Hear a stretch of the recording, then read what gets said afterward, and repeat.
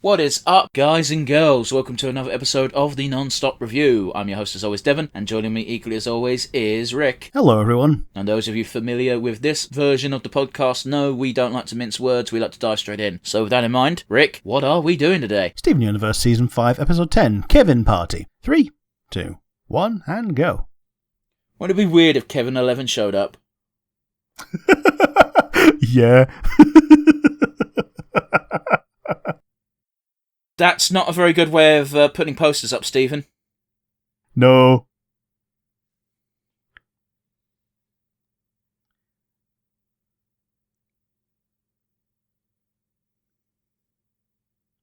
That's a weird question to ask a 14-year-old. Yes, definitely. Definitely, yeah.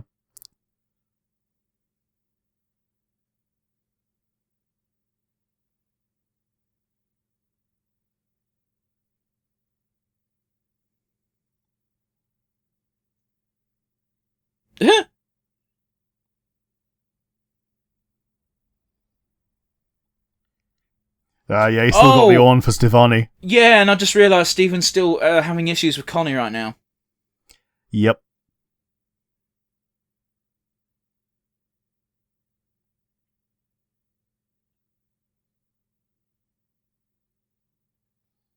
Like, jokes aside, there are people who think like this.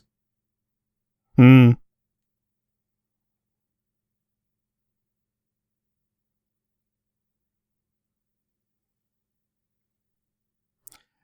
Yeah, he did a 180 real quick.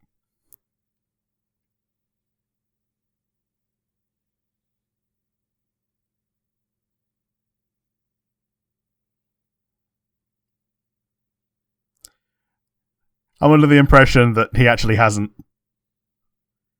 I honestly couldn't tell you.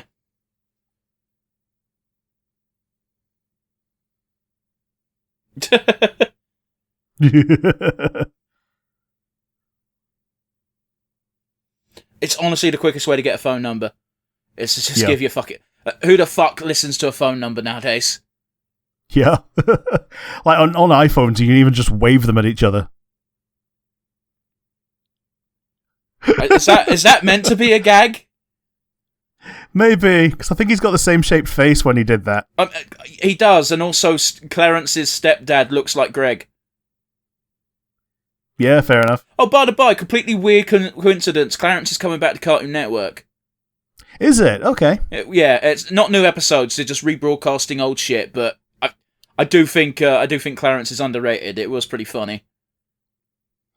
That said, actually, I did watch an episode of Clarence the other day. It was he was just hanging around in the park eating shit. Yeah, that sounds about right. Yeah.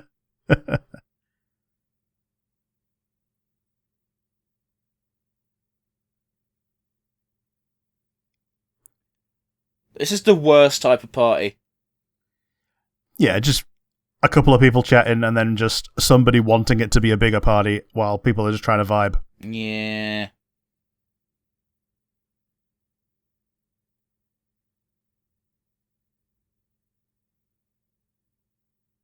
Okay. Oh, well, at least he found Lion.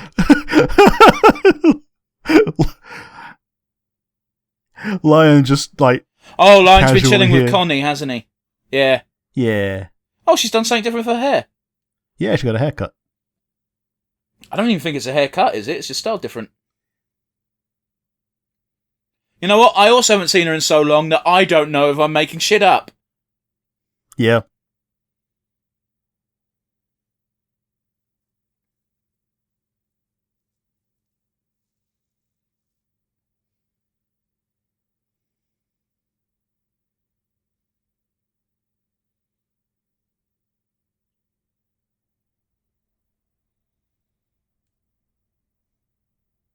Wait, does Kevin understand how Stephanie works then? I think so. Because I think he saw them, like, separate in the Dawn Die at the end of their, race.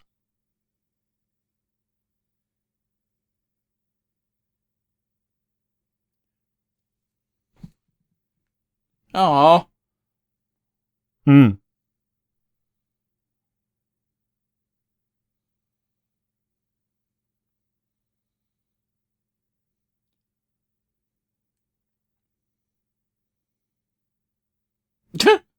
He's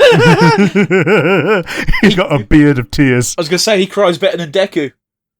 Yeah.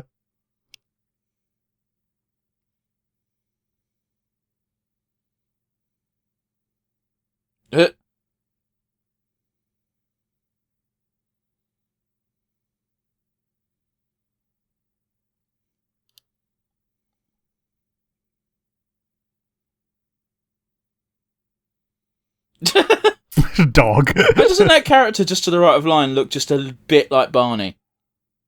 It does. I think it's just because that hairstyle's so fucking rare. Yeah. Just the little blue star on top of your head, yeah.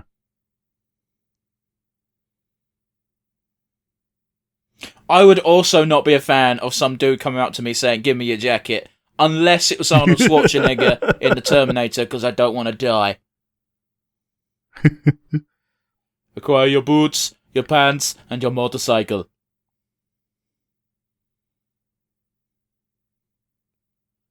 Steven does not match that outfit. He doesn't, know. It's the sandals. Yeah, I guess. I also just don't think he looks good with a collar up. Like, no one looks good with a collar up. That's just Barney! It is just Barney.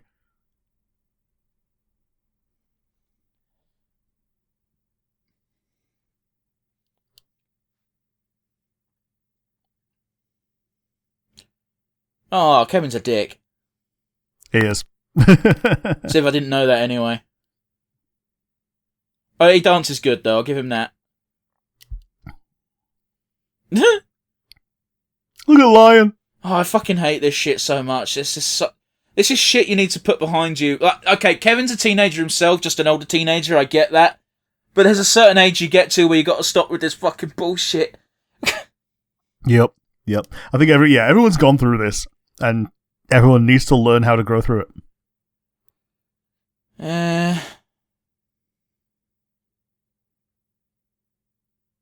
Like you always get those jokes about like women playing games. Like men play games as well. They try and pretend they don't for some fucking reason.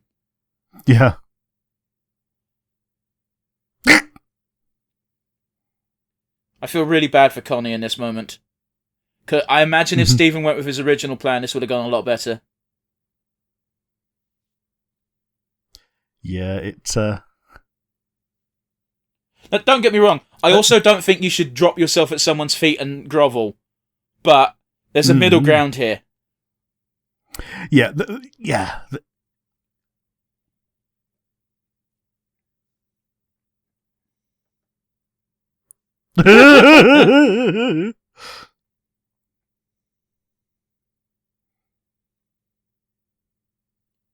It's one of those weird things as well where, like, Connie, could you not have texted back once? Yeah, I also guess not. Like, don't get me wrong. I don't know if that gets explained. I hope it does, because don't get me wrong, I'm not giving Steven props in this scenario because he's clearly being a dick. But it's very baffling as to why Connie's not texting back. Okay, we're going to get the explanation now.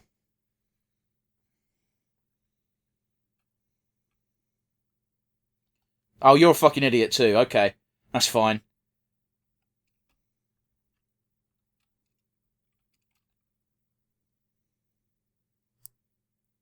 Ah, it all makes sense. Mm-hmm.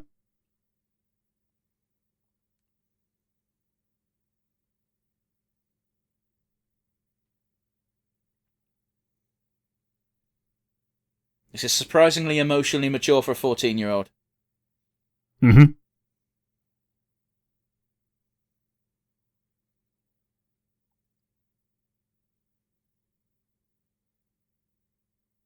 Yeah, because this all boils down to when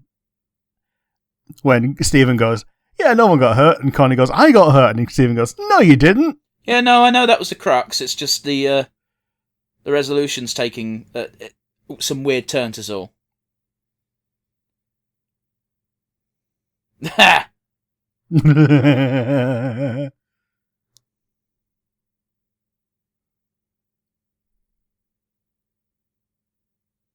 Yeah, I agree. Yeah. Aw.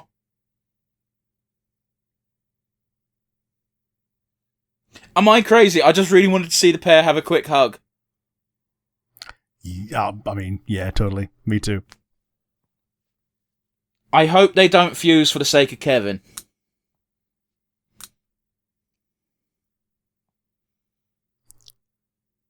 Children, perform. Yeah.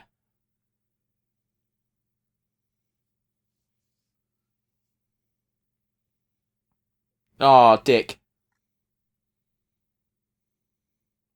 He forgot his pool was there.